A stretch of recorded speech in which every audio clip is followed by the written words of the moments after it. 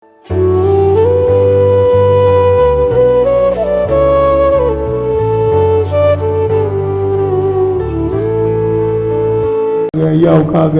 நன்றி சொல்றோம்.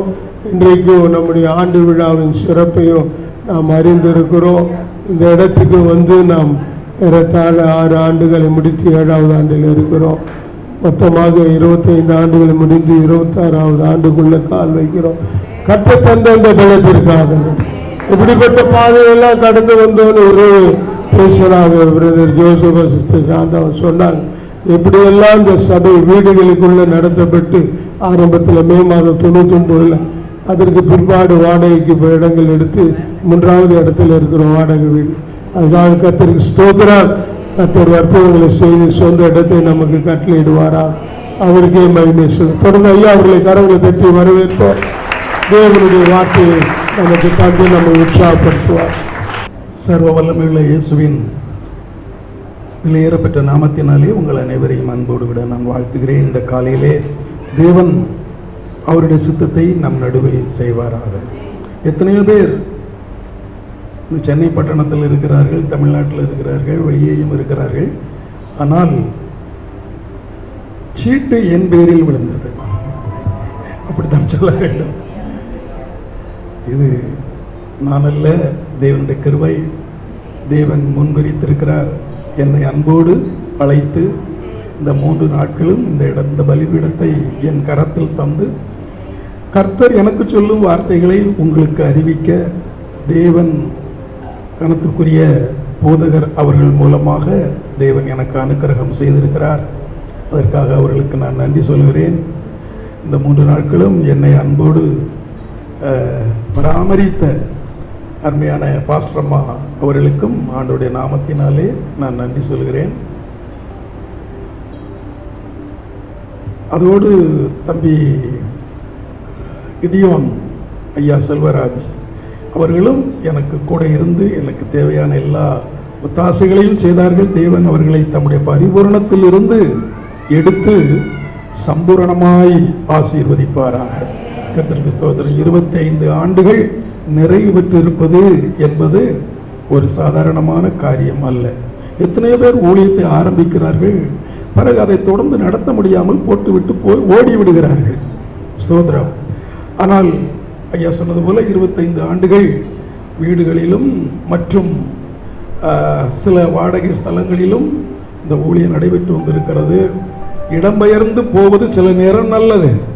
ஏனென்றால் இடம்பெயர்ந்து போகும்போது தான் ரெகோபோத் நமக்கு வருகிறது. ஆமென். இந்த 26வது ஆண்டு போதகருடைய குடும்பத்திற்கும் திருச்சபை மக்களுக்கும் இந்த ஊழியத்திற்கும் அது ஒரு ரெகோபாத் ஆக இருக்க தேவன் அனுக்கிரகம் செய்திருக்கிறார். அந்த வார்த்தையில் ஒரு பதம் இருக்கிறது, கர்த்தர் நமக்கு இடம் உண்டாக்கினார். அதாவது நம்ம இடத்தை தேடுறது வேறு, தேவன் நமக்கு உண்டாக்கி தருவது வேறு. அதான் அங்க இருக்கிற விஷயம். இவன் தேடி தேடி போனான். அவங்க அப்பா தோண்டின துறவு, இது எங்க அப்பா தோண்டின துறவு. இன்னைக்கு சிலர் அப்பா செய்த ஊழியத்தை பிள்ளைகள் செய்கிறார்கள், தாங்கள் தோண்டுகிறதில்லை. அதை மூடுவதற்கு சத்துரு ஆயத்தமாயிருக்கிறார். ஆனால் தேவன் இடம் உண்டாக்கின இடத்தில், அந்த இடத்தில் ஊழியத்தை ஆரம்பிக்கும் பொழுது தேவன் மகிமையாய் நமக்கு அற்புதமாய் நடத்துகிறார். ஸ்தோத்திரம். இந்த நேரத்திலும் உங்களுக்கு ஒரு கர்த்தருடைய வார்த்தையை உங்களுக்கு முன்பாக வைக்கிறேன். 1 சாமுவேலின் புஸ்தகம்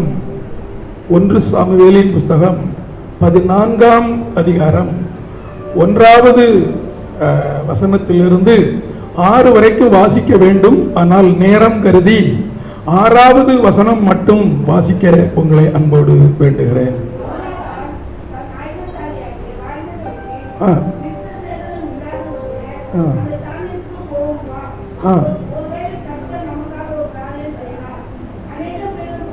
அநேகம் பேரை கொண்டாகிலும் கொஞ்ச பேரை கொண்டாகிலும் ரட்சிக்க கர்த்தருக்கு தடை. கர்த்தரை யாரும் தடுக்க முடியாது என்பதுதான் இந்த வசனம் நமக்கு கற்றுத்தருகிற ஒரு மகிமையான பாடம். ஸ்தோத்திரம். கர்த்தர் நமக்காக ஒரு காரியம் செய்வார். தேவன் நம்முடைய ஊழியத்தில் ஒரு காரியம் செய்கிறார், நம்முடைய தனிப்பட்ட வாழ்வில் ஒரு காரியம் செய்கிறார், நம்முடைய குடும்பத்தில் ஒரு காரியம் செய்கிறார், நம்முடைய ஊழியத்தில் தேவன் ஒரு காரியத்தை செய்கிறார். தேவன் எதை செய்தாலும் அதில் ஓர் வளர்ச்சி இருக்கும், அதில் ஒரு வெற்றி இருக்கும், அதில் ஒரு மாற்றம் இருக்கும். அல்லேலூயா, கர்த்தருடைய நாமத்திற்கு மகிமை உண்டாதாக. இந்த சிறிய அளவில் ஆரம்பித்த இந்த ஊழியம் இன்றைக்கு இந்த அளவுக்கு வளர்ந்திருக்கிறது என்றால் கர்த்தர் ஒரு காரியத்தை இந்த ஊழியத்தின் மேல், சபையின் மேல் செய்ததின் நிமித்தமாக. நீங்கள் இந்த சபைக்கு வரும் பொழுது உங்கள் தனிப்பட்ட வாழ்விலும் எதை செய்ய வேண்டுமோ அதை தேவன் செய்வார். 1000 கைகள் உங்களுக்கு தடுத்து நின்றாலும் கர்த்தருடைய கரத்தை தடுக்க ஒருவராலும் கூடாது. ஏசாயா 43:13 கர்த்தர் சொல்கிறார், நான் செய்கிறதை தடுப்பவன் யார் என்று செய்கிறார். ஆகவே தேவன் ஒரு காரியத்தை செய்ய வேண்டும். இந்த சம்பவம் எந்த அடிப்படையில் இருக்குது என்றால், பெலிஸ்தியர்களுக்கும் இஸ்ரவேல் மக்களுக்கும் இடையே நடைபெறுகிற ஒரு போராட்டம், ஒரு யுத்தம். இந்த யுத்தத்தில் ஒரு திரள் கூட்ட மக்கள் இருக்கிறார்கள் பெலிஸ்தியரின் பக்கம்.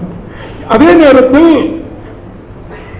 யுத்தம் செய்வதற்கு சவுல் கையிலும் யோனத்தான் கையிலும் ஒரு பட்டயமும் ஒரு ஈட்டியும் இருந்ததே அன்றி மற்ற யுத்த வீரர்களிடத்தில் ஒருவரிடத்திலும் ஆயுதங்கள் இல்லை. அப்படியே இருந்தாலும் கை ஒடிந்து, நடுவில் ஒடிந்து, முனை ஒடிந்து, அது மழுங்கி போய் இருக்கிற ஆயுதங்களாகத்தான் இருந்தன. அதனாலே அவர்கள் பெலிஸ்தேரின் தேசத்தில் போய் அந்த ஒடிந்த பட்டயத்தை ஒட்ட வேண்டிய அவசியம் இருந்தது. மழுங்கி போன ஆயுதங்களை கூர்மைப்படுத்த வேண்டியது அவசியமாய் இருந்தது. இந்த உள்ளூருக்குள்ள ஒரு கொல்லனும் இல்லை. பெலிஸ்தீர்கள் ரொம்ப ஜாக்கிரதையா செய்கிறார்கள். அந்த ஊர்ல எவராவது பட்டயத்தை ஒட்ட வைக்கிறவன் இருக்கிறாரா பாரு அப்படின்னா, ஒற்றர்கள் வந்து பார்த்து இருக்கிறவன் எல்லாம் காசு கொடுத்து கச்சு மாத்திட்டான், இடமாத்திட்டான். ஒருவன் அங்கு இல்லை. சவுல் கையில ஒரு பட்டயம் இருக்கிறது, யோனத்தான் கையிலே ஒரு ஈட்டி இருக்கிறது. இந்த 2 தான் அங்க இருந்தது என்று வேதம் 13வது அதிகாரத்தில் பதிவு செய்திருக்கிறது. ஆனால் யுத்தம் தொடங்கிவிட்டது. பட்டயத்திற்கு வேலை உண்டு, ஈட்டிக்கு வேலை உண்டு. ஆனால் அதுக்கு ஒரு ஆதாரமும் அங்கே இல்லாதிருந்த போது யோனத்தான் தன் ஆயுததாரியை கூட்டிக் கொண்டு அவன் ஒரு பட்டயத்தை கையில் பிடித்துக் கொண்டு போனபோது தேவன் அவர்களுக்கு வெற்றியை கட்டளையிட்டார். அதுதான் அப்ப அவனுடைய விசுவாசத்தினால் அவன் பேசுகிற ஒரு வார்த்தை, கர்த்தர் நமக்காக ஒரு காரியத்தை செய்வார். நம்முடைய பட்டயம் இல்லை, வேலைக்காரன்கிட்ட கூட இல்லை, யோனத்தான் இடத்தில் தான் இருக்கிறது. இதை வைத்து செய்ய வேண்டும் என்றால் கர்த்தரை அன்றி வேறு ஒருவராலும் இது சாத்தியம் இல்லை என்பது உணர்ந்து அவன் பேசி அந்த யுத்தத்தை தொடங்கினான். அதுல சம்பவங்கள் எல்லாரும் வரலாறு இருக்கிறது, அதெல்லாம் நம்முடைய செய்தி. சில நேரம் என் வாழ்விலும் உங்கள் வாழ்விலும் போராட்டங்கள் இருக்கிறது. சில நேரம் வாழ்க்கையே ஒரு யுத்தத்தை செய்வது போல மாறிவிடுகிறது. அன்றாட குடும்பத்தை நடத்துவதும் சரி, அன்றாட வேலைகளை நடத்துவதும் சரி, சபையை நடத்துவதும் சரி, ஒரு போராட்டம், ஒரு யுத்தம் என்பது போல நம்முடைய வாழ்க்கையில் நமக்கு தோன்றுகிறது. தேவ மனுஷனாகிய யோபு 10ஆம் அதிகாரம் 17வது வசனத்தில் சொல்கிறார், போராட்டத்தின் மேல் போராட்டம் அதிகரிக்கிறது என்று சொல்கிறார்.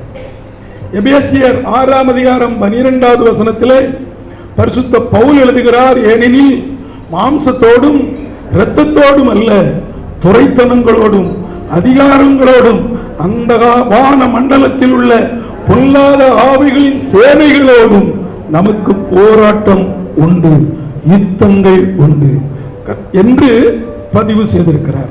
ஆகவே போராட்டங்கள் மத்தியிலும் யுத்தங்களின் மத்தியிலும் வளர்வதுதான் சபை. ஆதி முதற்கொண்டு என்னைக்கு இயேசு பெந்தெகோஸ்தே நாளிலே சபையை ஸ்தாபித்தாரோ அன்றிலிருந்து சபைக்கு போராட்டம் தான். சபை போராட வேண்டியது இருந்தது. யுத்தம் செய்வது போல சில காரியங்களை தாக்கத்தை ஏற்படுத்த வேண்டியது இருந்தது. அதற்கெல்லாம் அவர்கள் செய்த ஒரே காரியம், முழங்கால்களை முடக்கினார்கள். அப்போஸ்தலர் 4:31 அதைத்தான் நமக்கு சொல்கிறது.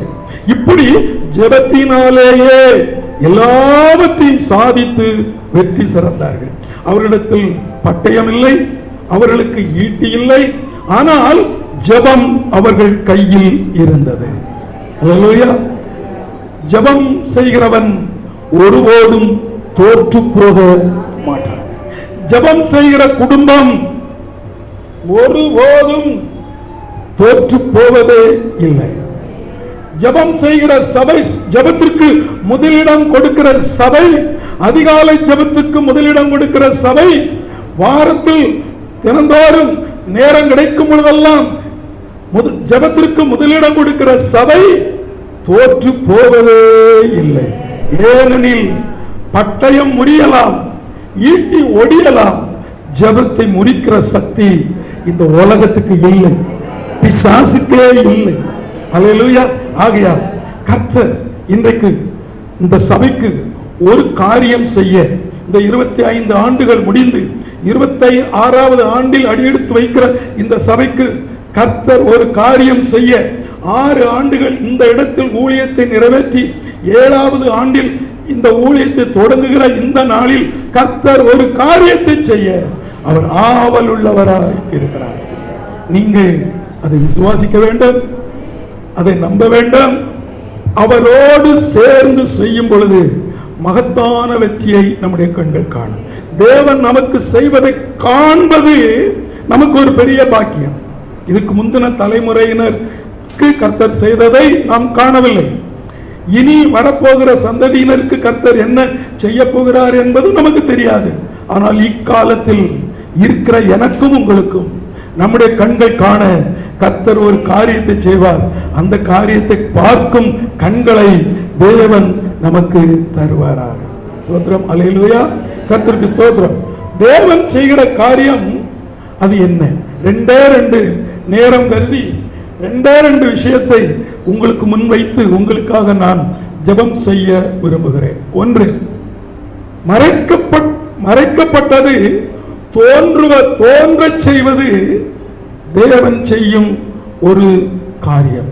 எதெல்லாம் மறைக்கப்பட்டு மறக்கப்பட்டு மூடப்பட்டதோ அதையெல்லாம் தொடர்ந்து புதுப்பித்து செய்ய வைப்பது தேவன் செய்கிற ஒரு காரியம். ஆமென். அல்லேலூயா. வாசிக்கலாம். எல்லாரும் வேத புத்தகத்தை கொண்டு வந்திருக்கிறீர்கள். யோவேல் புத்தகத்துக்கு நேராய் திரும்ப உங்களை நான் அன்பாய் கேட்கிறேன். எல்லாரும் வேத புத்தகத்தை திருப்பிக் கொள்ளுங்கள். கர்த்தருக்கு ஸ்தோத்திரம். கர்த்தர் செய்கிற காரியம் சில நேரம் நமக்கு சிறியது போல் தோன்றும், ஆனால் அதற்குள் பெரிய காரியங்கள் மறைந்திருக்கிறது. யோவேல் 1ஆம் அதிகாரத்தையும் 2ஆம் அதிகாரத்தையும் திருப்பி வைத்துக் கொள்ளுங்கள். அதற்கு முன்பு இதற்கு இணையான சில சம்பவத்தை சொல்லி அந்த வசனத்துக்குள்ளே நம்ம வருவோமாக. ஸ்தோத்திரம். சில விஷயங்கள் நமக்கு மறைக்கப்பட்டிருக்கிறது, நம்முடைய கண்களுக்கு தெரியாமல் புலப்படாமல் இருக்கிறது. அந்த நேரத்தில் தேவன் ஒரு காரியம் செய்வாரானால் அந்த காரியம் நம்முடைய வாழ்க்கைக்கு மிகப்பெரிய வெற்றியை கொண்டு வரும். உதாரணமாக மோசேயும் இஸ்ரவேல் ஜனங்களும் செங்கடல் முன்பாக நிற்கிறார்கள். மோசே ஒரு கலாசாலையில் படித்து பட்டம் பெற்றவன். எகிப்திலே இருந்த அலெக்சாந்திரியா பட்டணத்தில் முனைவர் பட்டம் பெற்றவன். அவ்வளவு பெரிய கல்விமான் அவன். அவனுக்கு எல்லாம் தெரியும். இருந்த போதிலும் செங்கடலுக்குள் ஒரு வழி இருப்பது அவருக்கு தெரியவில்லை. சிலர் சொல்லுவாங்க எனக்கு எல்லாம் தெரியும் சொல்லுவாங்க. தேவனுடைய வழிகள் ஆராயப்பட முடியாதவை. நீங்கள் நினைக்கலாம் எல்லாம் எதிர் சூழ்நிலைமையாக இருக்கிறது, எப்படி காரியங்கள் வாய்க்கும் என்று நீங்கள் எண்ணலாம். தேவன் செய்கிற ஒரு காரியம் உங்கள் வாழ்க்கையையே மாற்றிவிடும். ஆமென். நமக்கு நினைப்பு தேவன் பெருசா அளவில் ஏதாவது செய்வார் என்று எதிர்பார்க்கிறோம். தேவன் ஒரு சின்ன காரியத்தை செய்து அதிலே பெரிய வல்லமையை வெளிப்படுத்துகிற ஆண்டவர் நம்முடைய ஆண்டவர். மோசேயும் ஜனங்களும் செங்கடல் முன்னாலே நின்று கொண்டு திகைக்கிறார்கள். பார்வோனுக்கு செய்தி போகிறது, ஜனங்கள் வனாந்திரத்திலே திகைத்து திரிகிறார்கள். ஒற்றர்கள், சிஐடி அவங்களுக்கு ரிப்போர்ட், உளவுத்துறையினர் ரிப்போர்ட் கொண்டு போகிறார்கள். மோசேயும் அவனுடைய ஜனங்கள் 6 லட்சம் புருஷர்களும் திகைத்து திரிகிறார்கள் என்று. உண்மையிலேயே திகைத்தவன் பார்வோனும் அவருடைய சேனைகளும் தான். அல்லேலூயா. யாரெல்லாம் உங்களை பார்த்து திகைத்து திரிகிறார்கள் என்று குற்றம் சாட்டுகிறார்களோ அவர்கள் கண்களுக்கு முன்பாக குற்றம் சாட்டுகிறவர்களே திகைத்து திரியும் அளவுக்கு கர்த்தர் ஒரு காரியத்தை உங்கள் வாழ்வில் செய்வார். அல்லேலூயா. ஸ்தோத்திரம். எல்லாம் தெரிந்த மோசேக்கு இந்த கடலுக்குள் ஒரு பாதை இருக்கிறது என்று தெரியவில்லை. ஸ்தோத்திரம். தேவன் கோலை நீட்டு என்றால் நமக்கு தெரியும். கோலை நீட்டின போது பாதை திறந்தது, அக்கறைக்கு போனார்கள், வெற்றியை பெற்றார்கள். அப்படிதான் தெரிகிறது, இதிலேயும் தேவனுடைய வழி இருக்கிறது, வலிய தண்ணீர்களில் தேவனுடைய வழி இருக்கிறது என்று ஏசாயா 43:16 நமக்கு கற்றுத் தருகிறது. என் அன்பு கர்த்தருடைய பிள்ளைகளே, நம்முடைய அறிவுக்கு, நம்முடைய சிந்தைக்கு புலப்படாத காரியங்கள் இந்த 26வது ஆண்டிலே, இந்த 7வது ஆண்டிலே இந்த ஆலயத்துக்குள் தேவன் செய்ய விரும்புகிறார். அதை காண பெற்றுக்கொள்ள நாம் ஆயத்தமா என்பதை இக்காலை வேளையில் யோசித்து பார்ப்போமாக. ஸ்தோத்திரம்.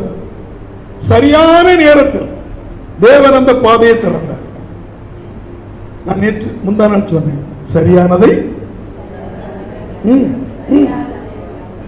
வராதவர்கள் எப்படி சொல்ல முடியும்? வந்தவர்களே திகைக்கிறார்கள். சரியானதை சரியான நேரத்தில் சரியாய் செய்கிறவர் நான் ஆராதிக்கிறான். ஆமென். ஆகவே ஒன்று நன்றா புரிந்து, தேவன் அதை சரியா செய்தார். அது வரைக்கும் பக்கத்தில் நெருங்க வருகிற வரைக்கும் தேவன் பொறுமையாய் காத்திருந்தார். அவன் பக்கத்தில் எட்டி பிடிக்க போகிறான், கர்த்தர் பாதையை திறந்தார். அவன் ஏமாந்து போனான். பிசாசு என்னைக்கும் ஒரு ஏமாளி, அவன் ஒரு கோமாளி. ஆமென். அல்லேலூயா. ஏன்னா நீங்க நினைக்கலாம், உங்களை பார்த்து நீ ஒரு கோமாளி, நீ ஒரு ஏமாளின்னு 1000 பேர் உங்களுக்கு பட்டம் சூட்டி இருக்கலாம்.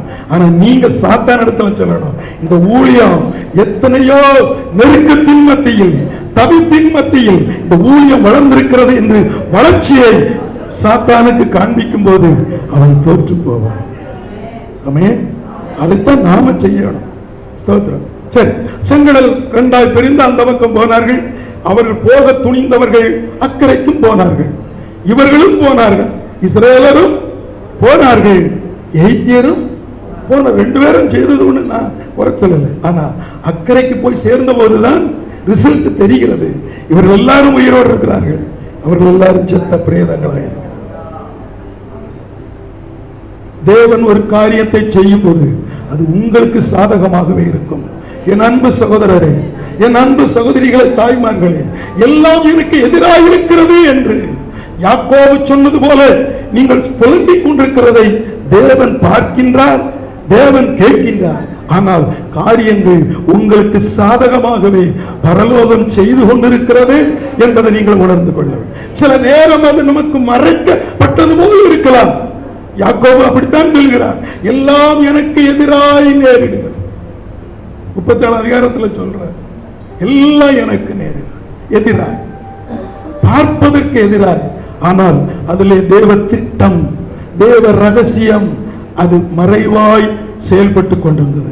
47 அதிகாரமா அதுல பார்க்கிறோம், யோசேப்பு உயிரோடு இருக்கிறான் என்ற செய்தியை கேட்ட மாத்திரத்தில், எந்த செய்தியை கேட்டு மனம் உடைந்து எல்லாம் எனக்கு எதிராய் நடக்கிறது என்று சொன்னானோ யாக்கோபு, அதே யாக்கோபு சொல்கிறார், நான் போய் என் மகனை பார்ப்பேன்.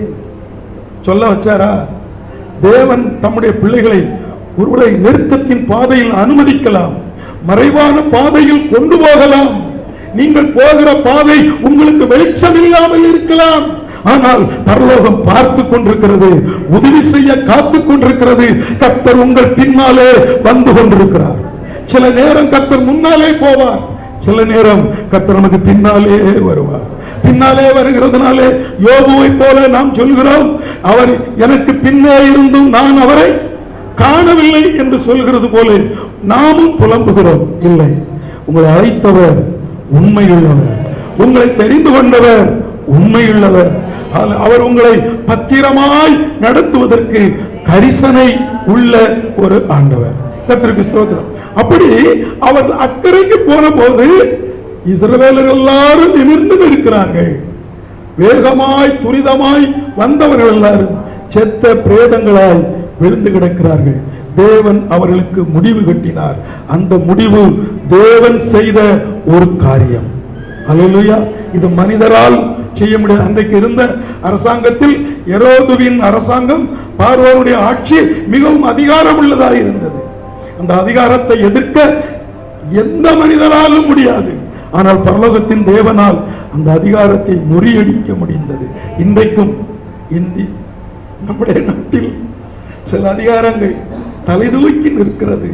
எல்லாரும் நினைக்கிறார்கள் எங்க அதிகாரத்தை வெல்ல முடியாது, கிறிஸ்தவர்களை எருசலேமுக்கு அனுப்பி விடுவோம், இன்னும் ஒரு சாராரை பாகிஸ்தானுக்கு அனுப்பி விடுவோம், நாங்கள் மட்டும் இங்க இருப்போம், நீ இங்கே இரு, அந்த பரலோகத்துக்கு போறோம்.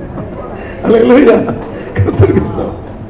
சரி பாருங்க, இப்படி நமக்கு நெருக்கங்கள் வரும்பொழுதெல்லாம் நம்பிக்கையை இழக்காதிருங்கள். கர்த்தர் ஒரு காரியத்தை இந்த சூழ்நிலையில் எனக்கு செய்வார் என்று நாள்தோறும் அறிக்கையிடுங்கள். உங்கள் அறிக்கையை தேவன் கனம் பண்ணுவார். அது குடும்பத்தில் ஆனாலும் சரி, சபையில் ஆனாலும் சரி, உங்கள் தனிப்பட்ட காரியங்களில் ஆனாலும் சரி, அதை அறிக்கையிடுங்கள். சிலர் மனைவியிடத்துல கூட தன் நெருக்கத்தை சொல்கிறது இல்லை. ஏனென்றால் ஆண்மகன் என்ன செய்யக்கூடாதான், பிறரிடத்துல பகிர்ந்து கொள்ளக்கூடாது, ஆண்மகன் அழக்கூடாது, அப்படியெல்லாம் இந்த உலகம் சொல்லி வைத்திருக்கிறது. ஆகினால உங்களிடத்தில் பகிர்ந்து கொள்ளாமல் இருக்கலாம். நீங்கள் போய் அன்னாலை போல தெய்வ சமூகத்தில் அழுது ஜெபம் பண்ணலாம். ஆனால் ஒன்று நிச்சயம், நீங்கள் எப்பொழுதெல்லாம் தேவனை நோக்கி பார்க்கிறீர்களோ அப்பொழுதெல்லாம் தேவன் உங்களுக்கு ஒரு காரியத்தை இன்னொரு காரியத்தை நினைப்பூட்டுகிறேன். இஸ்ரவேல் ஜனங்கள் மோசேயின் தலைமையில் செங்கடலை பிளக்கிறதை கண்டார்கள். யோசுவாவின் தலைமையில் அவர்கள் போகிற சமயத்தில் யோர்தானை கண்டார். யோர்தான் பிரவாகித்து ஓடிக்கொண்டிருக்கிறது. இதிலே பாதை இல்லை, வழி இல்லை என்று எண்ணும் போது தேவன் அதிலே ஒரு காரியத்தை செய்தார். ஆமென். அப்படியானால் எனக்கும் உங்களுக்கும் வாழ்க்கையில் போராட்டங்களும் கஷ்டங்களும் எதிர்ப்புகளும் தடைகளும் வரும்போது தேவன் ஒரு காரியம் செய்ய ஆவலோடு எதிர்பாருங்கள். இந்த ஆண்டில் அதை காண்பீர்கள், உங்கள் குடும்பத்தில் பார்ப்பீர்கள், உங்கள் தொழில், உங்கள் வருமானம், அதிலே நீங்கள் பார்ப்பீர்கள்.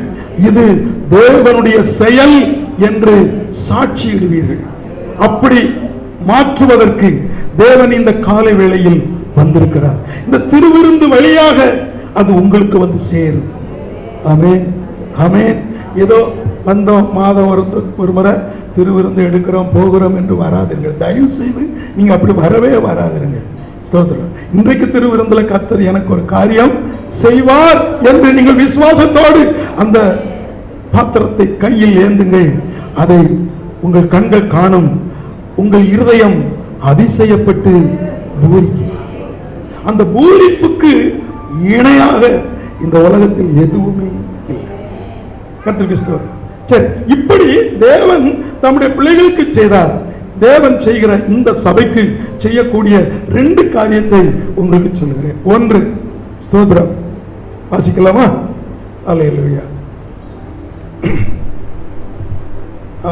யோவேல் புத்தகம் எடுத்துட்டீங்களா?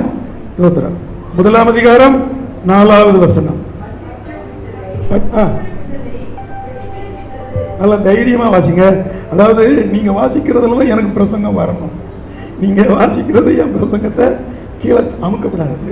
ஸ்தோத்திரம். சார் நாங்கள் எப்படி இருந்தாலும் பரவாயில்ல, நாங்கள் வாசிக்க மாட்டோம், நீங்கள் அமைதியாக இருக்கக்கூடாது. உங்களுக்கும் வாசிக்கிறதுக்கு இந்த சபை சுதந்திரம் தந்திருக்கிறது. சிலர் வேதத்தை கொண்டே வரவில்லை, நான் கவனித்து கொண்டே இருந்தேன். ஸ்தோத்திரம். பைபிள் அநேகருடைய கையில் வேதம் இல்லை. இந்த வாரம் போட்டோம், அடுத்த வாரம் வரும்போது கட்டாயம் ஒரு புது பைபிள் இல்லாதவர்கள் ஒரு புது வேதாகமத்தோடு ஆலயத்துக்கு வாருங்கள். ஸ்தோத்திரம். பச்சை புலி, வெட்டுக்கிளி, பச்சைக்கிளி, முசுக்கட்டை, பூச்சி ஆகிய இந்த 4ம் தேசத்திற்குள் ஊடுருவி தேசத்தை பாழாக்கிற்று. அதுல அந்த 1ஆம் அதிகாரத்தில் நான் அதை குறிப்பிட்டு சொல்கிறேன், நீங்கள் அதை சற்று கவனிக்க வேண்டும்.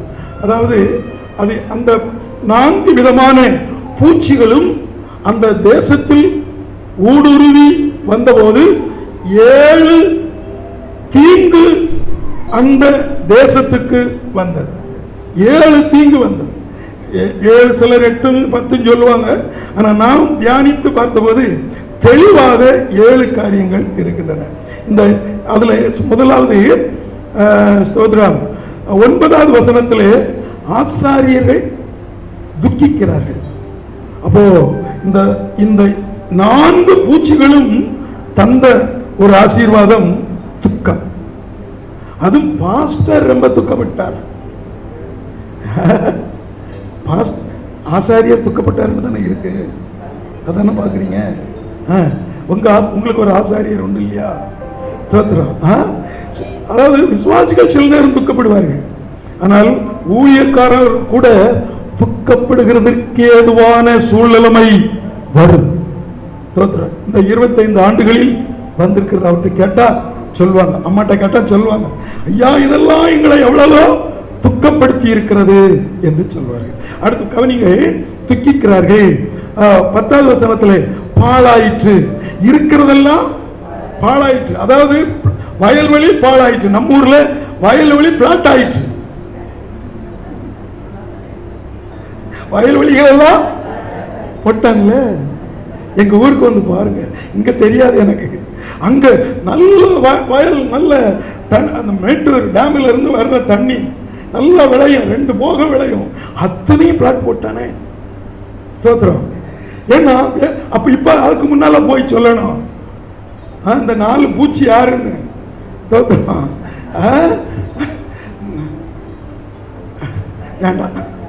ஸ்தோத்திரம். இந்த 4 பூச்சும் இந்த அரசியல்வாதிகளால், அரசியல் சட்டங்களால் லஞ்சத்தை கொடுத்து என்ன செய்திடறான், பிளாட் வைக்கிறான். அடையார் பக்கத்தில் இருக்கு, செம்பரம்பாக்கம் ஏரியில் பெருவெள்ளம் வந்ததுன்னு சொன்னாங்க. அதுக்கு மூல காரணம் என்னன்னு பார்த்தா, அந்த ஏரியில் கொண்டு போய் பிளாட்டை போட்டு வித்துட்டான் அப்படின்னு சொல்லி சொல்றாங்க. இதுக்கெல்லாம் காரணம் யாருன்னு உங்களுக்கு தெரியும். அப்ப இவங்களால் தான் பாழாகிறது, தேசம் பாழாகிறது. அப்படியானால் நம்முடைய வாழ்வும் சபையும் சில நேரம் பாழாக்குகிறதற்கு சில சக்திகள், சில அரசியல்வாதிகள், சில பிசாசின் அந்தகார வல்லமைகள் நமக்கு வேதமாய் எழும்பி வரும். இது நிரந்தரம் அல்ல. அதைத்தான் சொல்ல விரும்புகிறேன். அது பாழாயிற்று. 10ஆம் வசனத்துல சொல்லி இருக்கிறது, விளைச்சல் எல்லாம் அழிக்கப்பட்டு போயிற்று. 12வது வசனத்துல திராட்சை செடி வதங்கி வாடி போயிற்று. வதங்குறதோட கொஞ்சம் தண்ணி விட்டா முளைச்சிடும். ஆனா இப்ப எல்லாம் என்ன செய்து போச்சு, வாடி போச்சு. நஷ்டத்துக்கு மேல நஷ்டம், கஷ்டத்துக்கு மேல கஷ்டம். தேசத்தில் நடக்கிறது போல நம்முடைய வாழ்வில், நம்முடைய ஊழியங்களில் இப்படிப்பட்ட வறட்சிகளை வரும்போது தேவன் நமக்காக ஒரு காரியம் செய்யும். ஆமென். நான் அந்த வசனத்தை இதோடு இணைத்து நான் சொல்கிறேன். தேவன் ஒரு காரியம் செய்யும் போது இதெல்லாம் மாறிவிடும், இதெல்லாம் மாறிவிடும். இன்னும் பாருங்கள், 17 இருக்குது, களஞ்சியங்கள் எல்லாம் தானா அதுக்குள்ள கொண்டு குடோன் எல்லாம் போச்சு. தண்ணி வந்து ஒரு அழியுது, இல்லைன்னா ஒண்ணு தண்ணி வந்து அழியுது, இல்லைன்னா மழை பெய்யாம அழியுது. ஏதோ ஒரு விதத்தில் அழிவு வருகிறது. 18 வசனத்தில் பாருங்க, கலங்குகிறது. இப்ப நீங்க இதெல்லாம் இந்த வார்த்தைகள் எல்லாம் உங்களை சந்தோஷப்படுத்துகிறதா அல்லது உங்களை துக்கப்படுத்துகிறதா? 20ஆம் வசனம் சொல்கிறது, தண்ணீர் எல்லாம் வற்றி போயிற்று என்று. இந்த முதல் அதிகாரம் 20 வசனங்களிலே இந்த புழுக்களின் மூலமாக நஷ்டத்தின் மேல் நஷ்டம், கஷ்டத்தின் மேல் கஷ்டம், போராட்டத்தின் மேல் போராட்டம், அழிவின் மேல் அழிவு வந்து கொண்டே இருக்கிறது. பரலோகத்தின் தேவன் பார்த்து கொண்டே இருக்கிறார். அதற்கு தேவன் சொன்ன ஒரே ஒரு நிவாரணம் 2ஆம் அதிகாரத்தில் இருக்கிறது. ஸ்தோத்திரம், அல்லேலூயா. உங்கள் முழு இருதயத்தோடு 12ஆம் வசனத்தில் இருக்கிறது, உபவாசத்தோடும் அழுகையோடும் புலம்பலோடும் முழு இருதயத்தோடும். உபவாசம், அழுகை, புலம்பல், முழு இருதயம். எத்தனை எத்தனை பூச்சி? எத்தனை? 4 பூச்சிக்கும் மருந்து யார்கிட்ட தான் இருக்கு? நம்மகிட்ட தான் இருக்கு. தேவன் இதை தந்திருக்கிறார். நீ இதை செய், அந்த பூச்சி சாகும். அந்த வெட்டுக்கிளி, பச்சை புழு, பச்சை கிளி, முசுக்கொட்டை பூச்சி ஆகிய இந்த 4 பூச்சிகளும் 4 தீமைகளும் உங்களை அழிவுக்கும் கலக்கத்துக்கும் நஷ்டத்துக்கும் வாடுதலுக்கும் உட்படுத்துகிற இந்த பூச்சியை அழிப்பதற்கு நீங்கள் என்ன காரியம் செய்யணும்? 4 காரியத்தை நீங்க செய்யணும்.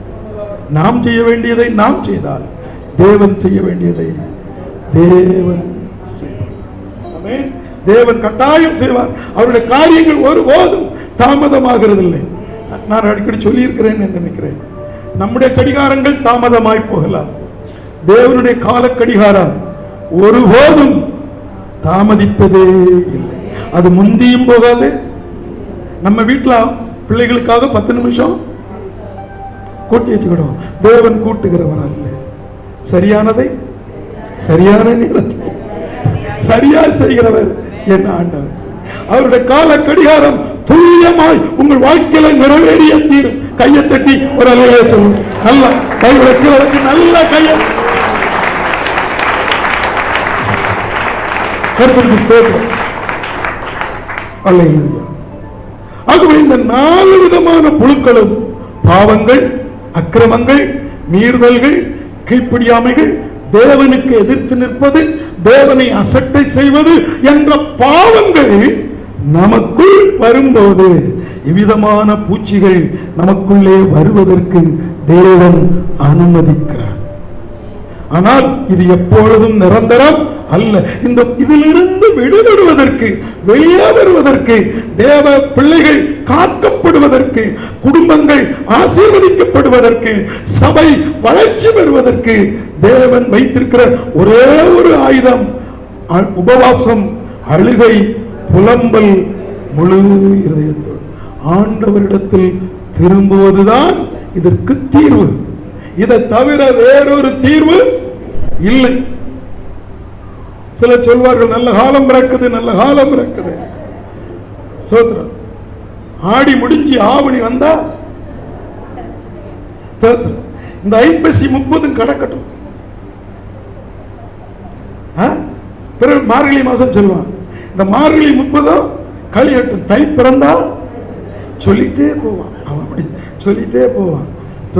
இங்கெல்லாம் வழி அல்ல. இதெல்லாம் நிரந்தர தீர்வு. ஜாதகத்தின் கொடுக்கப்படுகிற பரிகாரம் தீர்வு.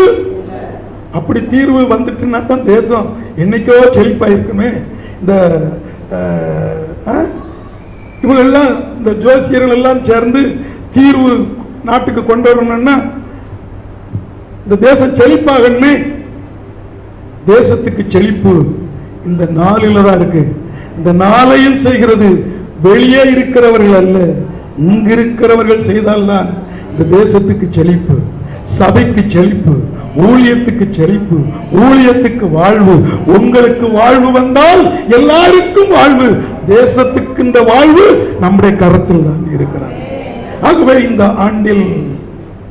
ஆண்டில் உபவாசத்துக்கு முக்கியத்துவம் கொடுங்கள். அழுது செபிக்கிற மக்கள் சபைக்கு வாருங்கள். ஆமென். பாஸ்டர் ஏலி இருந்த சர்ச்சில் ஒரே ஒரு அம்மா தான் அழுது ஜெபம் பண்ற விசுவாசி. அந்த சர்ச்சில் எத்தனையோ பேர் இருந்திருப்பாங்க, யாருக்கும் அழுக வரல. ஆனா ஒரு அம்மா மட்டும்தான் அழுதாள்.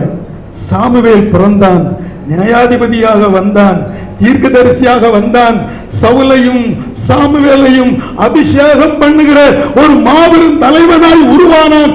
எதிலிருந்து முளைத்தது? அழுகையின் ஜெபத்தில் இருந்து. வரலையே சொல்லுங்க.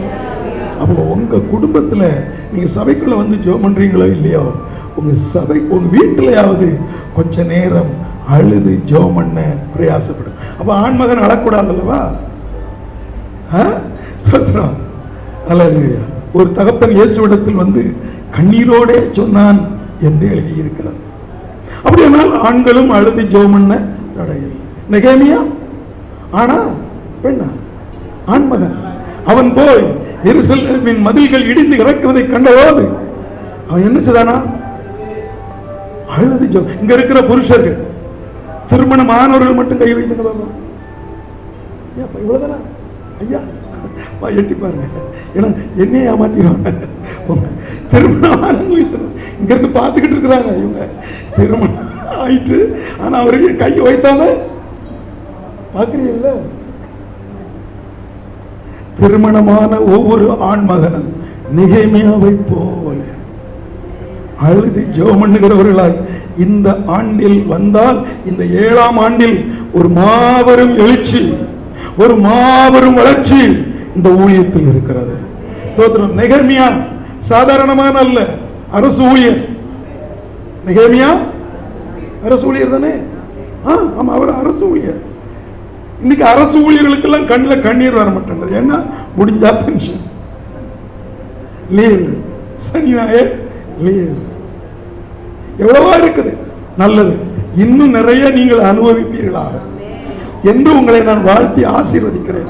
ஆனால் அழுது ஜெபம் பண்ண வேண்டிய நேரத்தில் அழுது ஜெபம் பண்ண சபைக்குள் கூடி வாருங்கள். ஆமென். உபவாசத்தோடு வாருங்கள்.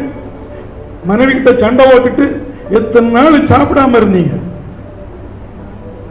தெரியுமில்ல உங்களுக்கு?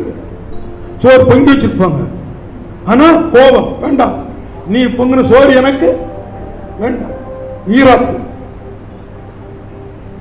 அப்படின்னா சாயங்காலம் வரைக்கும் பசிக்க மாட்டேன்னுது. ஏன்? ஒரு நாள் 2-3 நாளைக்கு கூட பசிக்க மாட்டேன்னுது. பிறகு மெதுவா போய் ஒருதலுக்கும் தெரியாம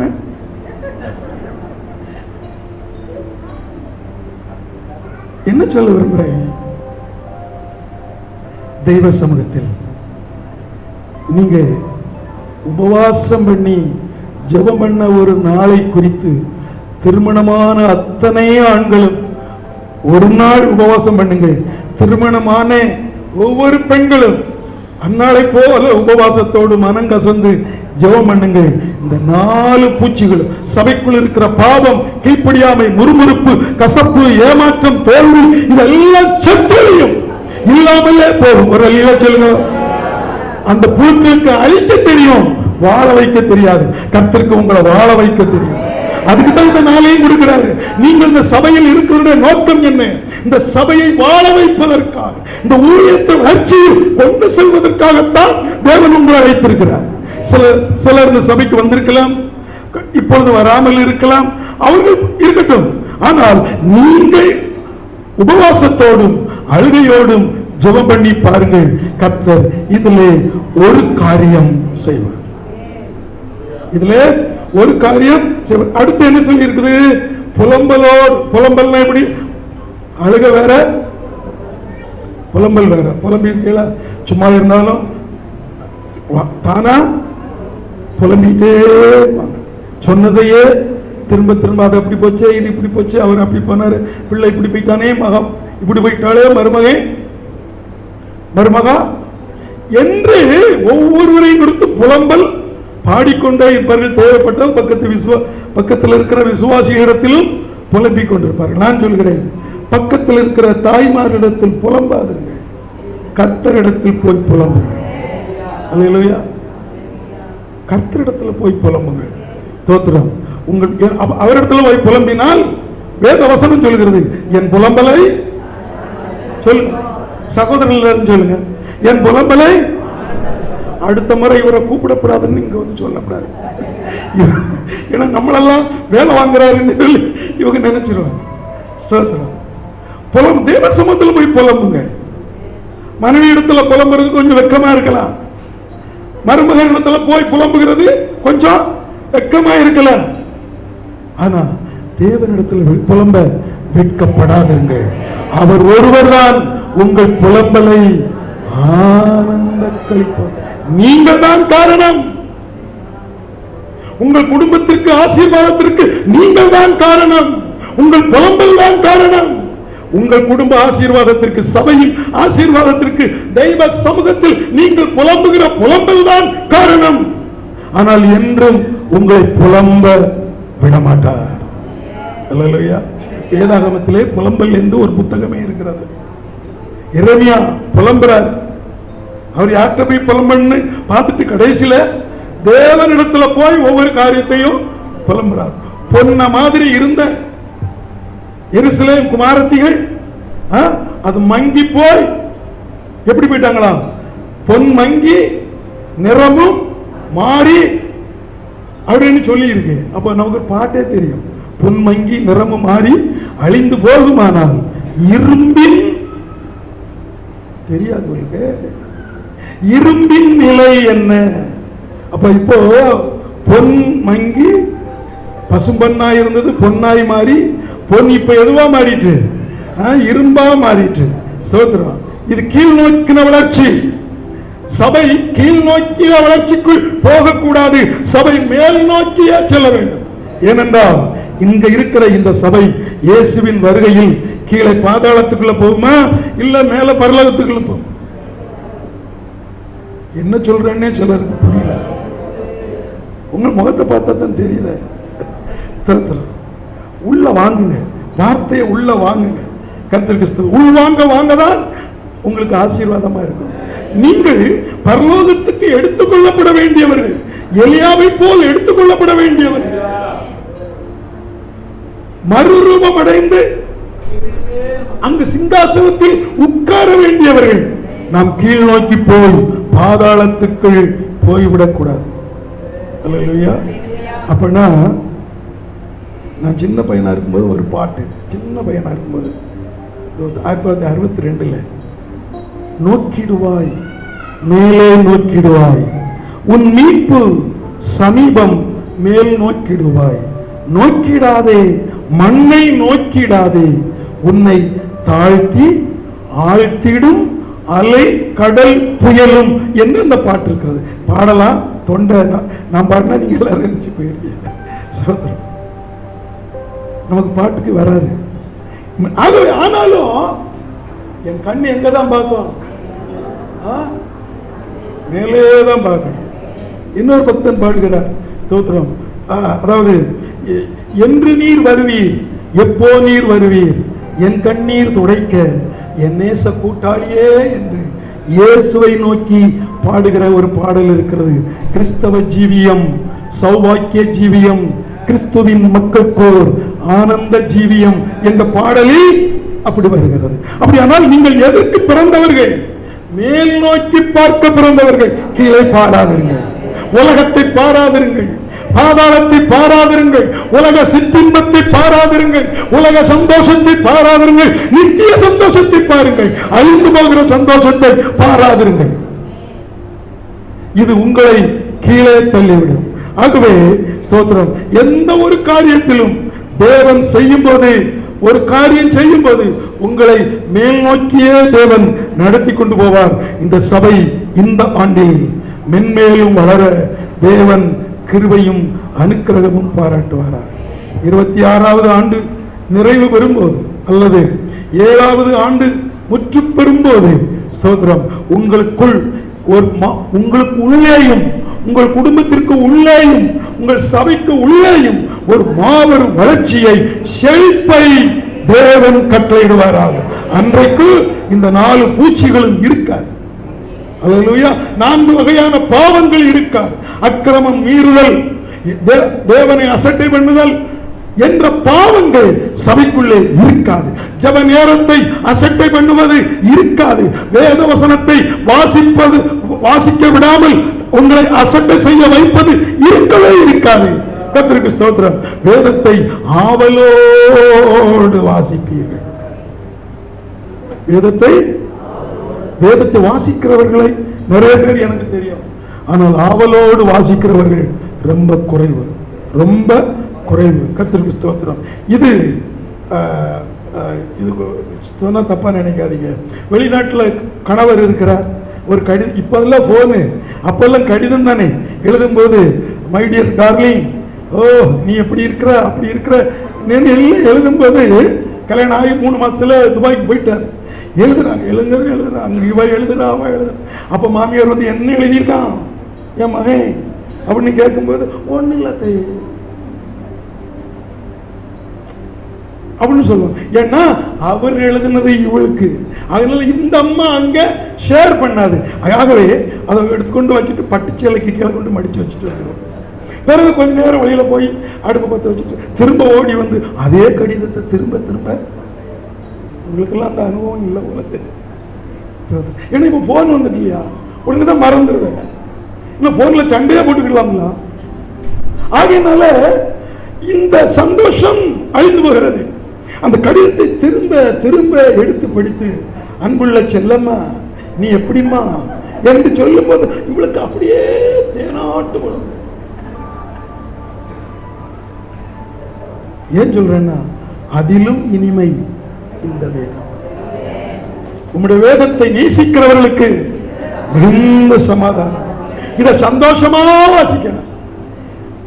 சொல்லிட்டு ஒன்று சொல்றேன், கேட்டு மறந்துருங்க. ஏன்னா கேட்டுட்டு மறந்துடணும். பரலோக காதலனாகிய இயேசு அவருடைய காதலியாகிய சபைக்கு தேவன் எழுதிய காதல் கடிதம் தான். பாத்திருக்கு ஸ்டோட்ட கெட்ட வார்த்தை போட்டார், பாஸ்டர் கெட்ட வார்த்தை போட்டாருன்னு சொல்லாதுங்க. பரலோக நேசர், பரலோக மணவாளன் அவருடைய மணவாட்டியாகிய சபைக்கு எழுதி கொடுத்த காதல் கடிதம். கேட்டு மறந்துருங்க. என்ன இது மட்டும் மறந்துருங்க, மற்றதை மறக்காது. ஸ்தோத்திரம். ஆகவே இந்த வேதத்தை எப்போதும் வாசிக்க வாசிக்க வாசிக்க ஸ்தோத்திரம், அது உங்களை உணர்த்து இந்த சபையில் உங்களை வளர்ச்சியின் பாதையில் உங்களை கொண்டு போய் செல்லும். கர்த்தருக்கு ஸ்தோத்திரம். சரி, இது இந்த பூச்சிகளை அழிப்பதற்கு உண்டான ஒரு காரியத்தை சொன்னேன். அடுத்து இந்த பூச்சி அழியும் போது தேவன் ஒரு காரியம் செய்வார் என்றால் அது எப்படி இருக்கும்? 2ஆம் அதிகாரம் 25வது வசனம். 2:25.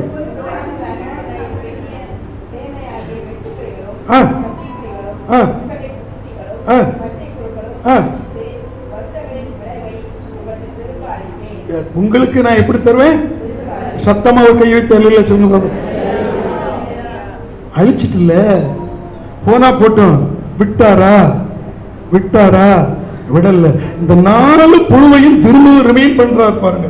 இதெல்லாம் உங்க வாழ்க்கையில அழிச்சதை நான் திரும்ப தருவேன். அது கர்த்தர் செய்கிற ஒரு புதிய காரியமாய் இருக்கும்.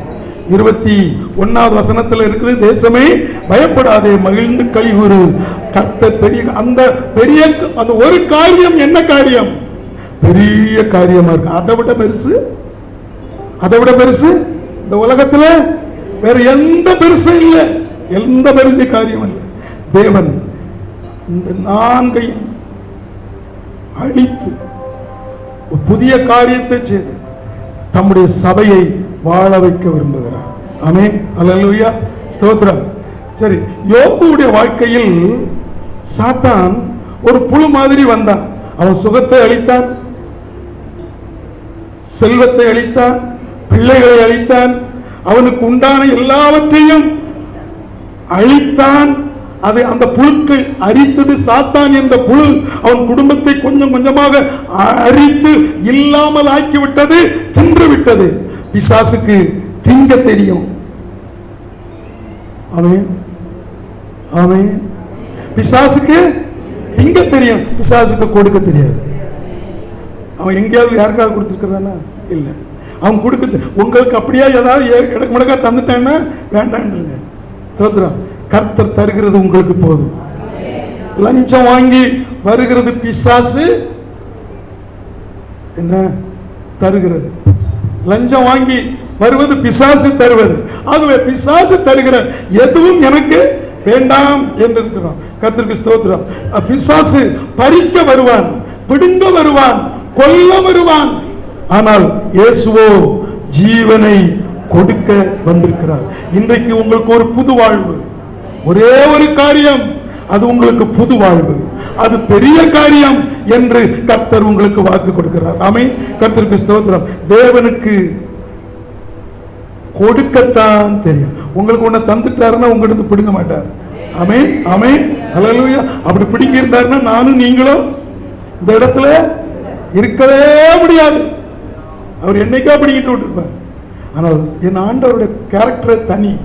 ஏன்னா அவர் கொடுத்து பழகினவர். ஸ்தோத்திரம். பிசாசு பிடுங்கி பழகினவர், எடுக்க பழகினவர். கர்த்தருக்கு ஸ்தோத்திரம். ஆதலால் கர்த்தர் ஒரு காரியத்தை செய்வார். அது ஒரு காரியம் பெரிய காரியமாய் நமக்கு இருக்கும். அந்த பெரிய காரியம் நீங்கள் கடந்த 25 ஆண்டுகளில், இந்த 6 ஆண்டுகளில் எதையெல்லாம் இழந்தீர்களோ அதெல்லாம் திரும்பவும் இந்த ஆண்டில் தேவன் உங்களுக்கு தருவதற்கு ஆவலோடு இந்த இடத்துல உலாவிக் கொண்டிருக்கிறார். இந்த இடத்துல உலாவிக் கொண்டிருக்கிறார்.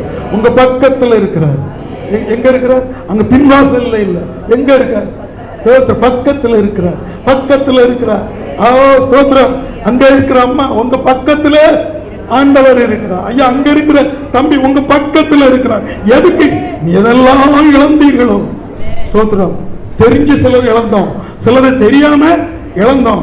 எப்படி இழந்திருந்தாலும் திரும்ப தர என் தேவன் வல்லமை உள்ளவராய் இருக்கிறார்.